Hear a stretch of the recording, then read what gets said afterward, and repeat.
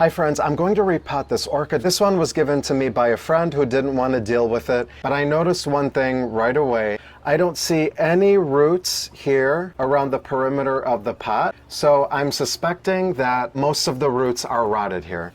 Now, I know he kept this orchid in a very low light situation, which is not ideal for sphagnum moss. So let's take a look.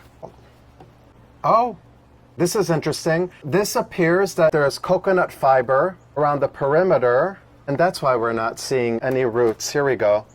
But on the inside, we have sphagnum moss. What I'm going to do now is I'm just going to remove all of the sphagnum moss. I should probably have taken these off first.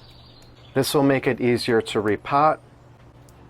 So there are some roots that are alive. If they're squishy or dried up, you can go ahead and cut them off. But these that are yellow, that are still plump, these are still alive, so you're going to leave those. Now, take a look at all of the new roots that are growing here at the base. This is an ideal time to repot. I could have trimmed this stalk for a rebloom, but I'm actually going to trim all of it off this time. And the reason is because the root system is not that great. So by trimming off this flower stalk and not encouraging rebloom, it is going to be better for the plant as it grows and recovers, and it will grow a new flower stalk in time, so do not worry. And here's an old one. I'm going to cut that off. You can see this one, the velamen pulled right off. I'm just going to go ahead and trim that. I'm going to go ahead and repot this into sphagnum moss. This is the one that I like. This is the orchid moss from Better Grow. This is great stuff. So what I like to do with this is put a little bit in a container and add water and just let it soak just for a few minutes or so.